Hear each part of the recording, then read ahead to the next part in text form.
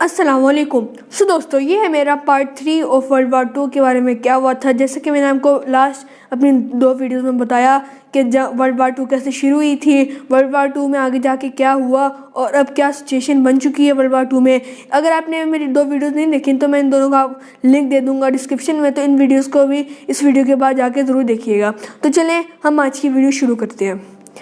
Guys, मैं आपको बताता चलूँ कि इस वीडियो में आप सोच रहे होंगे कि ऐसे हिटलर के साथ कौन सा टर्निंग पॉइंट आया जिसकी वजह से वो एक जीतती हुई जंग को भी वो हार गया। ऐसा क्या हुआ था ये मैं आपको बताऊंगा इस वीडियो में। सबसे पहले, जैसा कि मैंने आपको आखिरी उसमें वीडियो में बताया था कि सिर्फ अब एक ब्रिटेन ही इकलौता मुल्क रह गया है जो अभी जर्मनी के खिलाफ लड़ रहा है। बाकी के जो मुल्क, सबसे पहले सोवियत यूनियन के साथ हिटलर ने एक एग्रीमेंट कर लिया है जिसकी वजह से सोवियत यूनियन का उसके ऊपर हमला नहीं करेगा जर्मनी के ऊपर। साथ साथ जो इटली कंट्री है, इटली का जो एक और डिक्टेटर है जिसका नाम मुसोलिनी है, और वो भी जो है मुसोलिनी वो हिटलर के साथ मिल गया, उसके साथ उसने एग्रीमेंट कर लिया है। इसलिए इटली से भी उसको कोई ख़तरा नहीं है हिटलर को। लेकिन अब जो ख़तरा था वो है ब्रिटेन के साथ। और मैं आपको बताता चलूँगी जो अमेरिका था वो वर्ल्ड वार 2 में उसने इनकार कर दिया था कि मैं वर्ल्ड वार 2 में शामिल नहीं होना चाहता, क्योंकि पहले भी उसका बहुत नुकसान हो चुका था। इसलिए वर्ल्ड वार 2 में अमेरिका दूर था। इसलिए सिर्फ एक मुल्क जो रह गया था वो था ब्रिटेन, जो जर्मनी के अभी भी अगेंस्ट था। इसके बाद जो हिटलर था असल में वो ये चाहता था कि वो विंस्टन चर्चिल के साथ एक एग्रीमेंट कर ले, एक एग्रीमेंट साइन कर ले, पीस का एग्रीमेंट साइन कर ले, जिसकी वजह से वो जो कंट्री होगा यूके वो तो मेरे अंडर में आ जाएगा, लेकिन उसके साथ एक पीस बनी रहेगी। वो जो हिटलर था वो बस ये चाहता था। मगर जो विंस्टन चर्चिल थे कि वो जर्मनी से, जो हिटलर से, वो आज़ादी ले लें। इसलिए उन्होंने एक स्पीच दी, एक ऐसी मोटिवेशनल स्पीच दी जिसके अंदर उन्होंने ये कहा कि हम कभी भी सरेंडर नहीं करेंगे। We shall fight on the beaches. We shall fight on the landing grounds. We shall fight in the fields and in the streets. We shall fight in the hills. We shall never surrender. और इसके बाद जो Hitler था वो ये जान चुका था कि जो विंस्टन चर्चिल है वो कभी भी सरेंडर नहीं करेंगे। इसलिए हिटलर ने उनके खिलाफ जंग का ऐलान कर दिया। उसने एक प्लान बनाया जिसका नाम था operation C line, UK attack का। अब बात ये थी कि जर्मनी और यूके के दरमियान में कोई ऐसी जगह नहीं थी, कोई लैंड की जगह नहीं थी जहाँ से लैंड के ज़रिए से वहाँ पर जाया जा सके और अटैक किया जा सके। इसलिए जो शिप्स थी जर्मनी के पास वो भी कम थी, ब्रिटेन के पास ज़्यादा शिप्स थी बड़ी बड़ी। इसलिए जर्मनी ने हिटलर ने कहा कि हम समुंदर के ज़रिए से हमला नहीं करेंगे, बल्कि हम शुरुआत करेंगे एयर बॉम्बिंग से। इसलिए सबसे पहले उसने बहुत सारे अपने एयरक्राफ्ट को भिजवाया और उसने वहाँ पे अपना अटैक शुरू कर दिया। तकरीबन 2600 जो जर्मन प्लेन्स थे और बाकी के 700 सिर्फ प्लेन्स थे जो ब्रिटेन के पास अवेलेबल थे इस वार को लड़ने के लिए। इसके अलावा 24 अगस्त 1940 में कुछ जहाज़ जा रहे थे, जर्मनी के जहाज़ जा रहे थे। उसके अंदर कुछ पायलट से गलती से कुछ बॉम्बिंग हो गई थी, जो लंदन में उनसे बॉम्बिंग हो गई थी, जिसकी वजह से वहाँ पर तबाही हुई थी। इसलिए जो विंस्टन चर्चिल थे वो ये देख के हैरान हो गए थे कि ये कैसी लड़ाई है जिसके अंदर वो सीधा हमारे शहरों को टारगेट कर रहे हैं। उन्होंने भी यही सोचा कि अब मैं भी जर्मनी के सीधा जो सिटीज़ हैं उनके ऊपर टारगेट करूँगा। इसलिए उन्होंने बर्लिन के ऊपर अपना अटैक करवाया। ये देख के हिटलर को और भी गुस्सा चढ़ गया कि अब पहले तो मैंने लंदन को तबाह नहीं करना था, मगर अब मैं लंदन के ऊपर भी अटैक करूँगा। उसने लंदन के ऊपर भी अटैक किया। उसके प्लान ये था कि वो जितने भी उसके पास टोटल जो प्लेन्स हैं अटैक के लिए, जितने भी प्लेन्स हैं वो सारे उन प्लेन्स को भेजेगा और सारों से एयर बॉम्बिंग कराएगा और वो जो सिटी है लंदन का उसको सारा तबाह करवा देगा। 15 सितंबर 1940 में ये उसका मिशन शुरू हो गया था, जिसके अंदर 1000 से ज़्यादा जर्मन के जहाज़ थे। और जो जहाज़ की इनकी एग्जैक्ट जो क्वांटिटी बताई जाती है वो थी 1120, और जो टोटल ब्रिटेन के जहाज़ बताए जाते हैं 630 ब्रिटेन के जहाज़ों को बताया जाता है। अब यहाँ पे एक बहुत हैरानकुन सी जंग लड़ी गई। इस जंग में काफ़ी अब इसके रिज़ल्ट थे काफ़ी अलग रिज़ल्ट थे।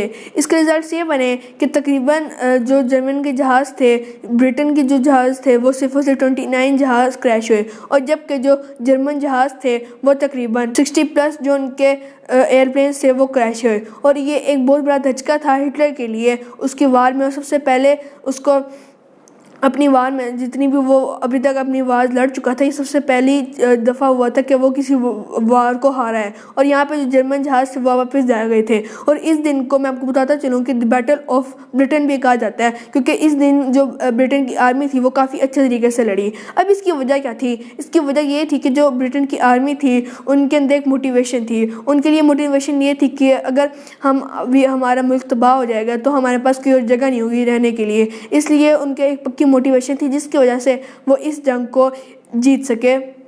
بے شک ان کی جو کوانٹٹی تھی وہ کم تھی، مگر ان کے اندر موٹیویشن تھی، اسی لیے جو ہٹلر یہ ایئرپلین کی جو وار تھی یہ وہ جیت چکے۔ لیکن ابھی ورلڈ وار 2 ختم نہیں ہوئی، ابھی ورلڈ وار 2 میں آگے جو ہٹلر تھا اس کو اس کے بارے میں بہت بڑا شوق لگا، اور اس کے بعد اس نے UK سے نظر ہٹا لی اور سوویت یونین کے اوپر نظر ڈالی، اور اس نے یہ سوچا کہ اب میں سوویت یونین کو اس کے اوپر اٹیک کروں گا، اور پھر سوویت یونین کو بھی پورا جرمنی کا حصہ بنا لوں گا، کیونکہ سوویت یونین تب کے دور میں بہت بڑا ایک ایریا تھا، اور وہ یہ سوچتا تھا کہ جب میں سوویت یونین کے اوپر قبضہ کر لوں گا تو جو نمبر 1 سپر پاور بنے گے وہ جرمنی ہوگی، اس لیے اس نے یہ پلان کیا۔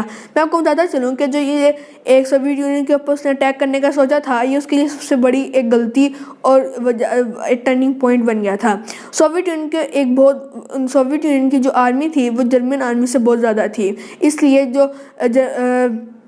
لیکن میں آپ کو بتاتا چلوں کہ جو جرمنی کی آرمی تھی ان کے پاس ٹیکنالوجی زیادہ اچھی تھی سوویت یونین کے ذریعے سے، اس لیے ہٹلر کے کچھ چانسز تھے کہ وہ یہ جنگ جیت سکتا ہے۔ میں آپ کو بتاتا چلوں کہ یہاں پہ بھی ہٹلر نے وہی اسٹریٹجی کو استعمال کی جو اس نے فرانس کے اوپر استعمال کی تھی۔ اس نے اپنی ٹیم کو 3 حصوں میں ڈیوائڈ کر دیا۔ جو پہلی ٹیم تھی اس نے اپنی آرمی کو یہ کہا، جو پہلی ٹیم آرمی تھی اس نے یہ کہا کہ وہ جائیں گے، جو پہلی ٹیم ہوگی وہ اٹیک کرے گی لینن گریڈ کے اوپر، جہاں پہ جوزف اسٹالن کا تھا وہ گھر وہاں پہ تھا۔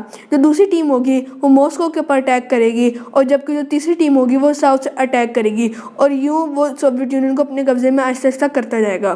22 جون 1941 میں یہ جو جنگ تھی شروع ہو گئی تھی۔ لیکن میں آپ کو بتاتا چلوں کہ سوویت یونین نے برٹن کے ساتھ جو ان کی الائڈ فورسز میں وہ شامل ہو گیا۔ سوویت یونین نے ایک جاپان کے ساتھ ایک ایگریمنٹ سائن کروایا، نان ایگریشن ایگریمنٹ، کہ جو جاپان کے اوپر جو سوویت یونین کے جو لوگ لڑ رہے ہیں، جو آرمی لڑ گئی ہے، جاپان ان کو کچھ بھی نہیں کرے گا، ان کو واپس آنے دے گا تاکہ وہ جو ہمارا ملک ہے اس کو بچا سکیں، جو ابھی جرمنی کی جنگ ہے اس کے اندر وہ پارٹیسپیٹ کر سکیں۔ اس لیے ایک اور ایگریمنٹ تھا جاپان کے ساتھ کیا گیا۔ میں آپ کو بتاتا چلوں کہ اس کے بعد سوویت یونین کے پاس ایک پلس پوائنٹ تھا کہ وہاں پہ آہستہ آہستہ سردی بڑھتی جا رہی تھی۔ سوویت یونین کی جو آرمی تھی ان کو سردی میں لڑنے کی عادت تھی، مگر جو جرمنی کے سولجرز تھے ان کو سردی میں لڑنے کی عادت نہیں تھی، اس لیے یہ پلس پوائنٹ تھا سوویت یونین کے لیے۔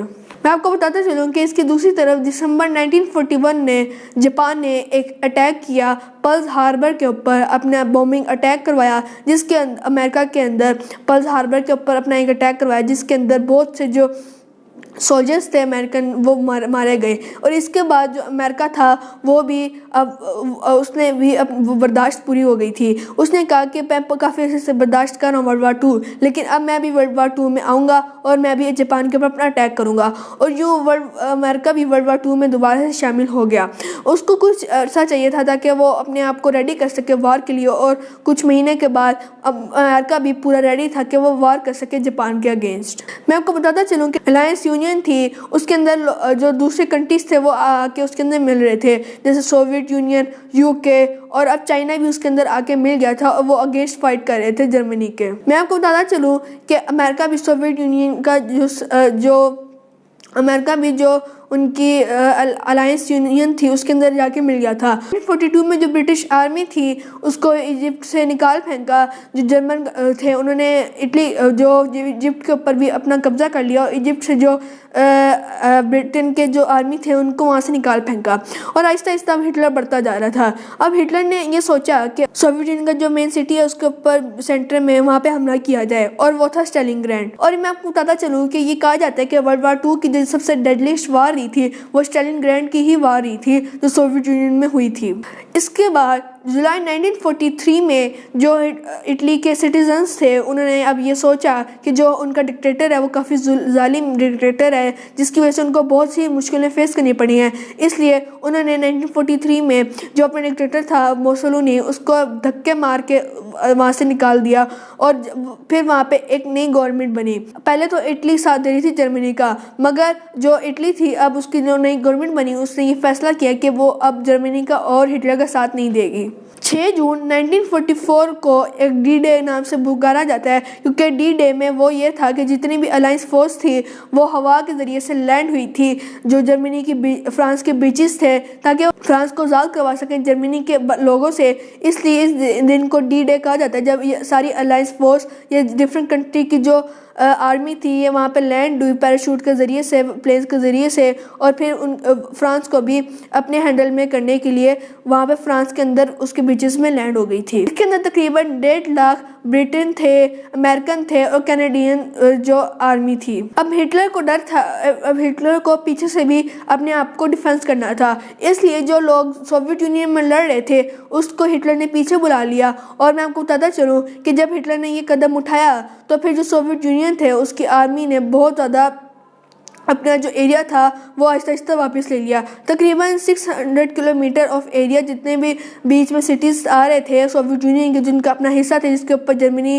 قبضہ کر کے بیٹھی ہوئی تھی اس کو انہوں نے اپنے حصے میں دوبارہ لے لیا۔ اس کے اندر پولینڈ، چیکوسلوواکیہ، رومانیہ، ہنگری جیسے کنٹری شامل ہیں جن کو سوویت یونین نے واپس ان کو آزاد کر دیا تھا۔ اب جو جرمنی کے اوپر اٹیک ہو رہا تھا وہ 3 سائڈ سے جو جرمنی کے اوپر اٹیک کیا جا رہا تھا، اور اس کے بعد ہٹلر نے جو اپنا لاسٹ میجر وار کا جو پلان بنایا کہ وہ کیسے ان سے بچ سکتا ہے، اس نے یہ پلان بنایا کہ میں آپ کو بتاتا چلوں کہ اس ٹائم پہ جو الائنس یونین تھے ان کی طرف سے بار بار کنسسٹنٹلی جو اٹیک بومبنگ تھی جرمنی کے بہت سے سٹیز کے اوپر وہ ہو رہی تھی، جس کی وجہ سے لوگ اس کے اوپر کرٹیسائز کرتے ہیں کہ بہت سے جو معصوم جانیں تھیں وہ گئی۔ اس کے علاوہ اگر ہم یہ جو ایئر بومبنگ نہ کرتے تو تب بھی جرمنی کو ہٹلر سے آزاد کر سکتے تھے۔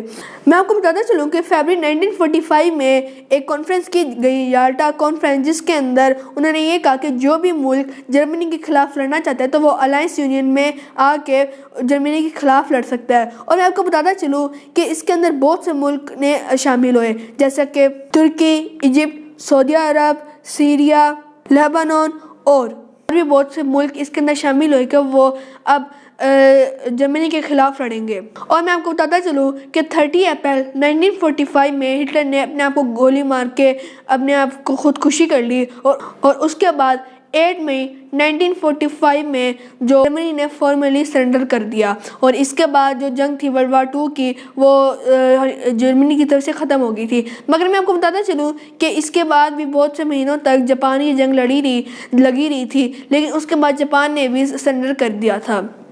اس کے بعد جرمنی میں ایک نئی جو گورنمنٹ بنی جنہوں نے اپنے تعلقات فرانس کے ساتھ اچھے کیے، ان کے ساتھ ٹریننگ کی، اور اس کے بعد جو فرانس تھا جتنے بھی ان کی کانفلکٹس تھے جرمنی کے ساتھ وہ ختم ہو گئی تھیں اور وہ ایک اچھے نیبرز کنٹری بن گئے تھے۔ میں آپ کو بتاتا چلوں کہ اس کے بعد بہت سی یونینز اور بنی، جیسے الائنس یونین کے بعد آپ کو یونین جو یورپین یونین بھی بنی، اور اس کے بعد نیٹو بنی، اور بھی بہت سی یونینز بنی۔ اس کی جو وجہ تھی وہ یہی تھی کہ جتنے بھی یہ یورپین ملک تھے یہ اتحاد ہو گئے اور انہوں نے اپنی یونینز بنائی۔ گائز یہ میری ویڈیو تھی ورلڈ وار 2 کے اوپر، ٹوٹل کہ ورلڈ وار 2 میں کیا ہوا تھا، ورلڈ وار 2 کی وجہ کیا تھی، ورلڈ وار 2 میں کس نے شروعات کی تھی اور کون کون سی کنٹریز کے اندر لڑے تھے، یہ میں نے آپ کو ساری باتیں بتائی اس ویڈیو میں۔ سو آئی ہوپ آپ کو میری ویڈیو اچھی لگی ہوگی۔ اگر آپ کو میری ویڈیو اچھی لگی ہے تو میرے چینل کو سبسکرائب کر لیں تاکہ آپ کو ایسی اور اچھی ویڈیوز دیکھنے کو ملتی رہیں۔ سو وی ول میٹ انادر ویڈیو، تب تک کے لیے اپنا خیال رکھیے گا۔ اللہ حافظ۔